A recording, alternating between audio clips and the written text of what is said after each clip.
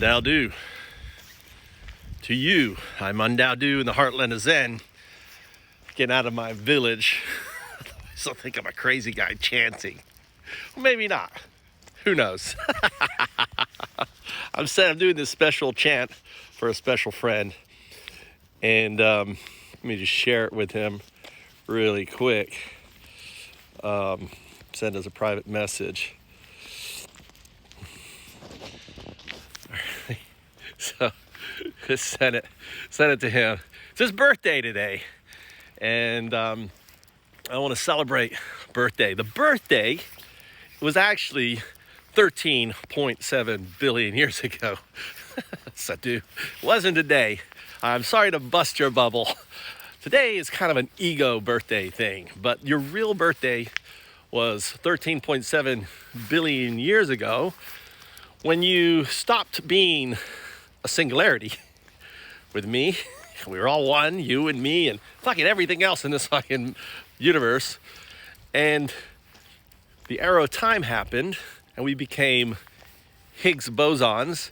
And then we just kept basically getting heavier and heavier as we moved away from this state of this timeless state that we existed in for timelessness, because there was no time, there's no arrow time or anything.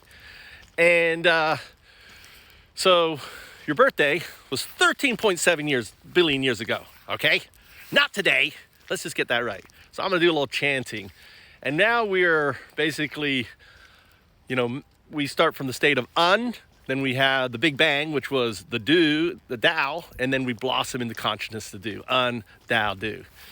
So with that in mind, for everyone, this is my chanting for you. And I'm gonna give you a view of around, so you don't have to look at my ugly face. This is where I live. I live in rural Japan, full of rice fields. And the sun is actually setting over there. That's over there. And it rises over there, and it moves its way over there. Perspectives.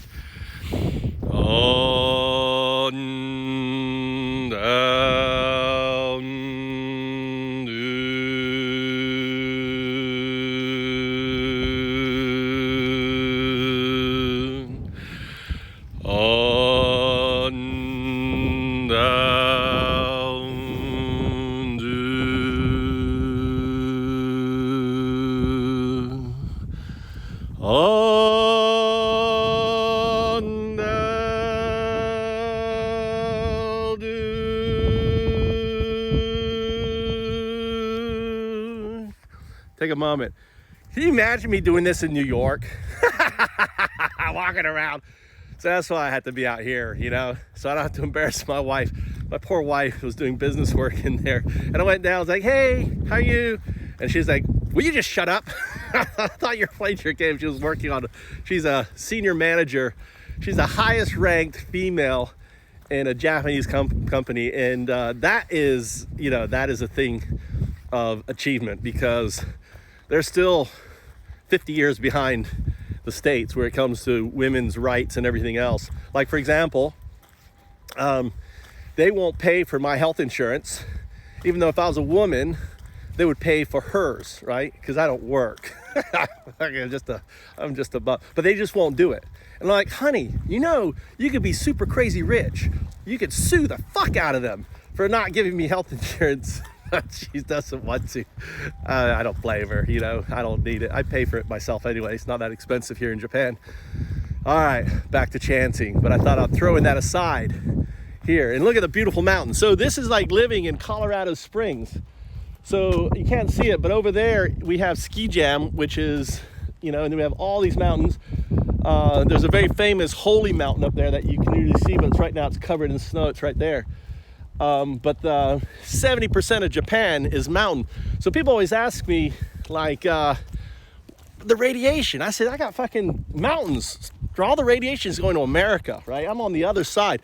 That's where, over there is where Korea and China is. The problem is you can see look at all this. See all this black cloud? That's global dimming. That's all friggin' coming from the soot from burning coal in China, and it moves over us And what it does is it turns all our fields into acidic, acid rain, right, coming down. So they put lots of alkaline on their fields and stuff like that. Rice doesn't need it, but a lot of, like, if you look at any vegetable gardens and stuff, they need it. So, but I imagine, right, having these spider robots, right, that just sit on the side of the tumble, and they're just DIY type things, right? You can make them pretty much for free. And they just sit there all day. There'd be like 6 of them out here, right, just sitting around. And then they'd get up at night and they'd use an ultraviolet light, because that way it would change the color of the leaf. And they would just be kind of walking around on their 4 legs with their little tweezers, just picking out the weeds. And then during that, they're sitting. And you could just get rid of pesticides. There, I just killed pesticides. Really simple, right? DIY. You're a fucking hardware guy. Make it happen, right? Really simple. So we've just eliminated pesticides from the world just by simple, cheap. These units would probably cost no more than $60. You can make them out of all the, you can just, actually what you could do is just provide all the printing on CNC routers and everything else, and you get the solar panels. I bet you could get these, you can make these little robots that will just walk around the tambo, right? They've got long legs, just picking out the weeds, right, on that. And then the second thing, right, imagine a global competition for turning old tractors into autonomous ones. Because I watch tractors all the time, and the average age of a farmer in Japan is 65 years old. You know that? 68 years old, sorry. So, and they sit here, look, this poor guy came out here and probably spent, I'm guessing because I've done it, looking at, this field's been plowed, right? They go through, this is the first plow, and then they're going to do a second plow when they fill it with water, right? So this is the first plow. So you're spending about 8 hours on a fucking tractor that you could just take, have a global competition of university students, take an old tractor, all these old fucking tractors, and turn it into an autonomous one, right? And have a competition to see which one can plow, and then have all the old farmers coming out here, this one's okay, that one is shit, right? This guy did this one and this one. And imagine now you basically make all of this available, and in India and all in Malaysia, and all these people who are now like, these autonomous tractors are like 100K, right? So these poor little farmers can't afford them, And what's happening in Japan, all these farmers are now like all of the rice farms in Japan are becoming co-ops and run by basically fewer people, and the quality of rice is going down. I know that because I've watched it go down, right? There's more weeds, because the problem is these co-ops don't have the manpower, and they're the only ones that can afford these heavier tractors.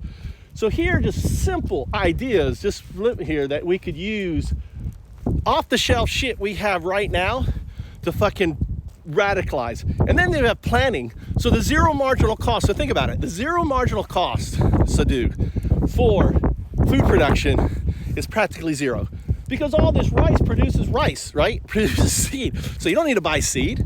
Then you have items, the only thing you need is we need to solve is the fertilizer problem, which I think you could do with autonomous robots in the ocean grabbing seaweed, desalinating the seaweed, and then basically process the seaweed into food. And especially not even seaweed, we have a massive problem now with what's called jellyfish, right?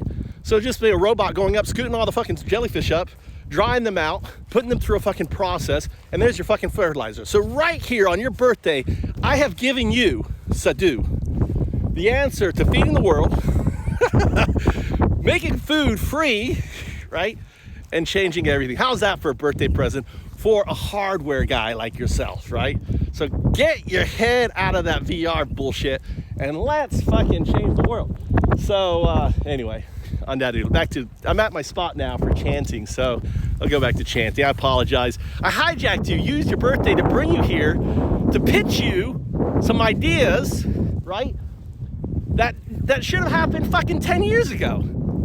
UnDaoDu.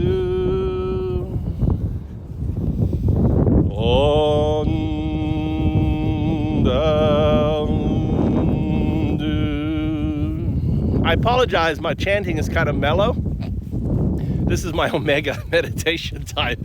So Omega meditation is when the sun is going down and you're reflecting on all, and it's actually appropriate for a birthday, you're reflecting on all of the individuals and things that got you to you. So it's a time that you think about, I think about my father, my grandfather, and I imagine all the rest of my lineage, all the way back when I was a monk ape, which is the monk eye, the common ancestor, all the way back when we were fucking mice.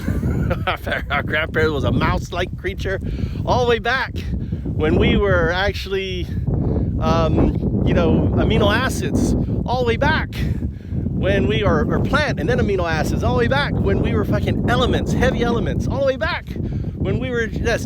And so the chanting, I just kind of roll in my mind. I'm chanting that vehicle and headed back to our birth time, the very point when we were Higgs bosons, and then that point when we were timeless, when we existed in the state of this eternal state of And it was the breathing in, and the breath becomes a connection of this flow to the past and to the future. That breath is that link to everything.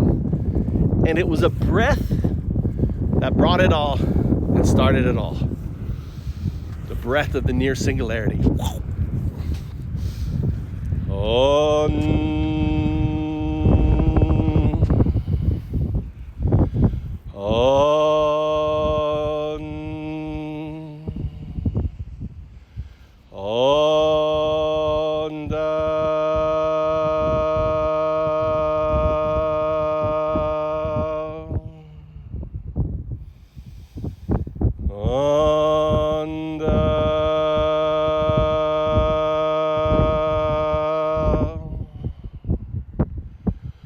UnDaoDu, UnDaoDu, UnDaoDu.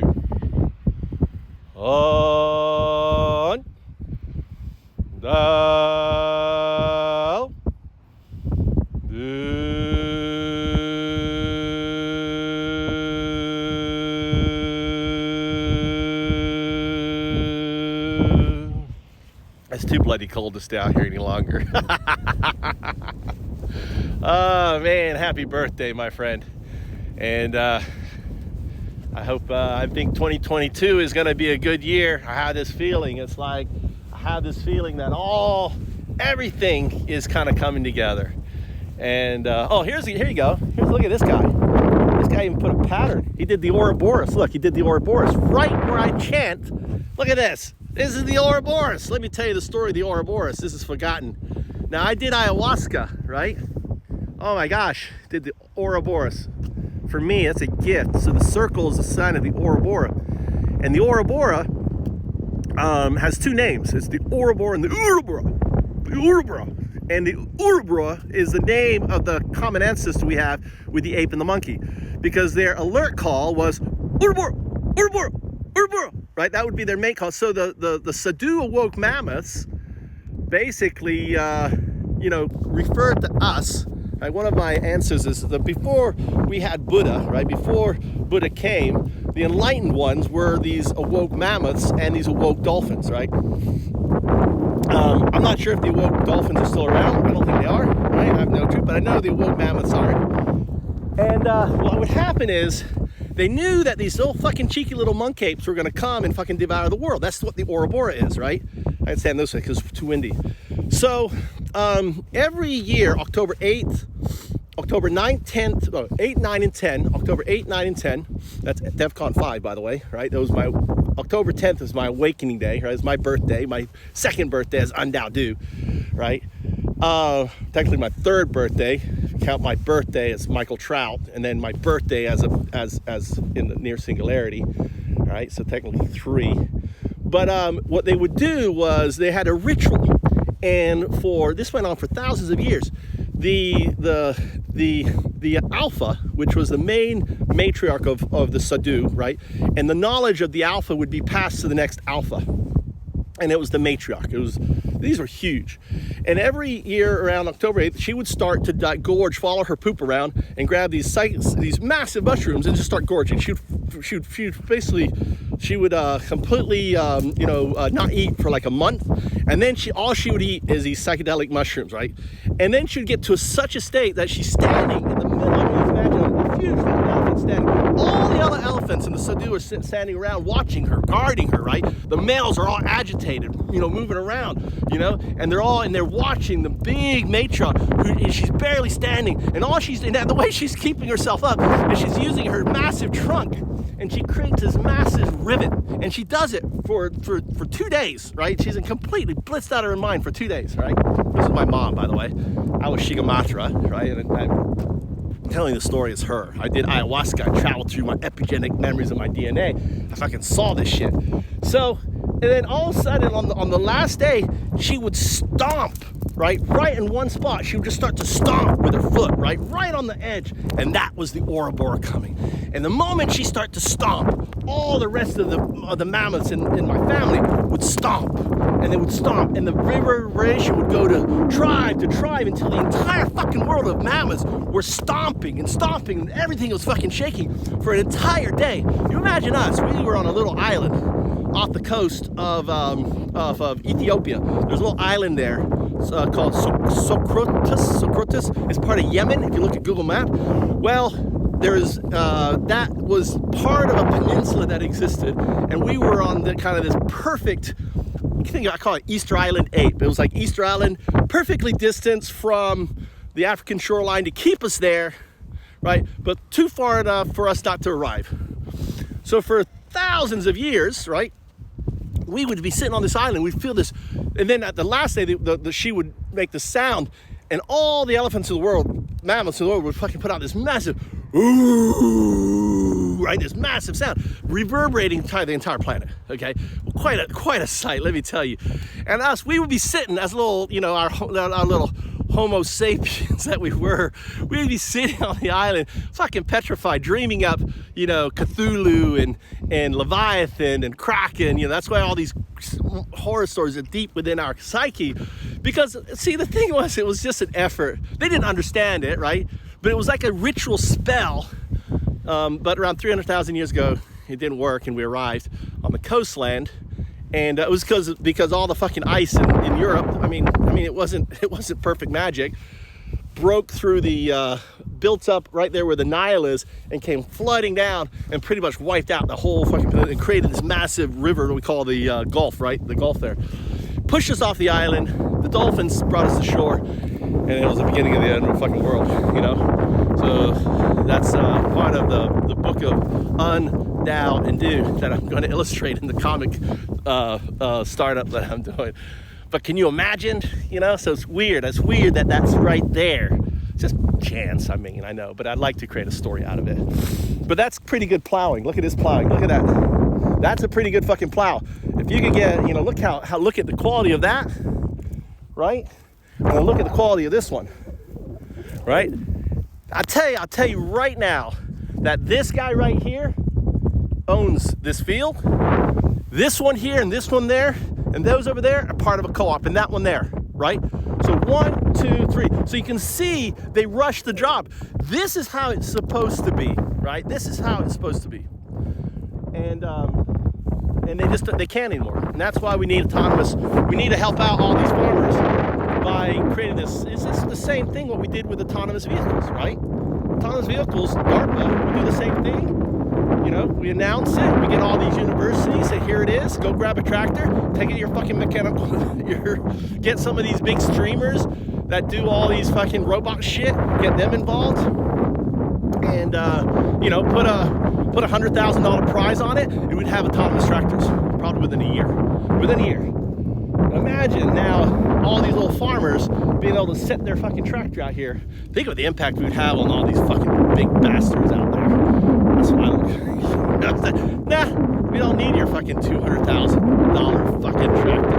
We're taking a free tractor, turning into an autonomous one, and then we level up. And the next project is planting and all that. It's so simple, man. Like this VR virtual reality shit. This is where you should be focused your time on, my brother. chant. I appreciate you watching. I'm fucking freezing my fucking balls off. Not really, my hands. If you hang out long enough, you get to see my wife. I'll say, you see my beautiful wife. Maybe she won't be pissed off at me. I was like, hey, here's what sucks. I go down and say, hey, what do you want to do? Do you want to go out for dinner? And I'm like, hey, what do you want to do?